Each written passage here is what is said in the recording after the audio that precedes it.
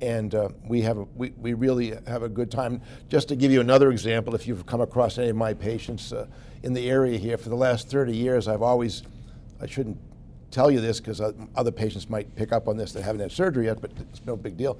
I always give the patients an African violet or some type of nice plant with a photograph of me and the staff the next morning when they come back. So I've been doing that since day one, and I have no intention of stopping that. It's the little things that make this fun. Now, the surgery itself is very demanding. It's much more demanding in 2014 than it was in 1984.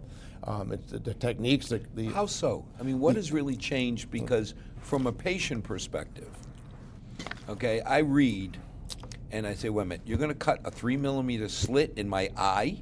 You're going to pulverize my lens with an ultrasound probe? I mean, all of these things did not endear me to the idea. But I go in, and the next thing I know, they're telling me it's done. Mm-hmm. So from a patient standpoint, I have to tell you, it seemed really easy to have cataracts done. That's exactly right, and that's the way it should be. That's what we want. That's what we strive for the patient to say, quote, there was nothing to it. What goes on behind the scenes, so to speak, there's a lot to it. There's an infusion bottle with fluid going into the eye. There is this titanium pulverizer, if you will. There's a pedal at each of my feet, and there are monitors going, and I'm looking at so many things, and my assistant is handing me instruments, and so it is very challenging surgery. And the thing that's changed over the last 20 years is the transition to small incision, like you say, 2 or 3 millimeters, foldable lens implants. We now have bifocal lens implants. We have astigmatic lens implants. Help me understand. When I did mine years ago, now, again, I have no clue. So a friend of mine was one of the head ophthalmic surgeons down at Walter Reed. He's my age. Old man I graduated, had ophthalmic surgeon for many decades. I called them, and I said, okay, I understand there's the plain old lenses, and then they got these fancy circular whatever it was that lets me see both far and close. Back in the old days, they told me, well, if you get the progressive or whatever you call it, the graduated ones, you'll have okay vision throughout. Back then, they both told me, pick.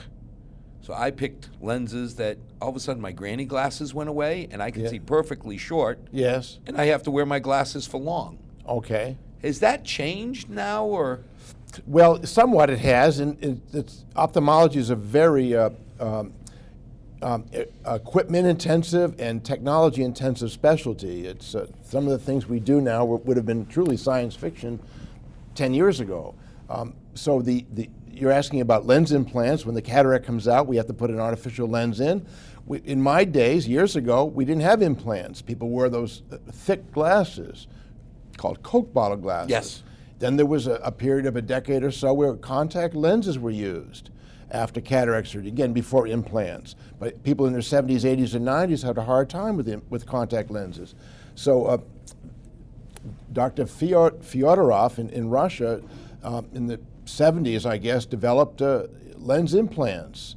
And they were poo-pooed, they were criticized, and it was only the rogue ophthalmologist would do it, and it was going to damage the eyes and what have you. And it's been a lot of give and take over the years about the best way to, safety-wise, to approach this. But nonetheless, the use of intraocular lens implants is the standard of care these days. They can be made out of some form of plastic or silicone. They can be rigid. They can be foldable. Now, the most recent advent is what we call the multifocal. And that's in its infancy. It's in its development.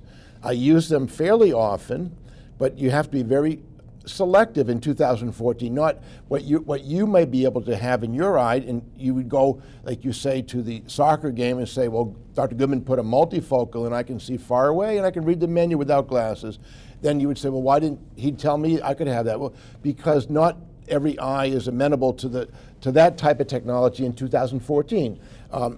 Maybe we can both sit down here in 5 or 10 years and talk again, and we'll look back and say, boy, that was really strange back then. Now, if you don't get a multifocal implant, the surgeon didn't give you the best of care. So this is what makes it very exciting for me, and we try to educate people. That's the fun of it. I have medical students come through.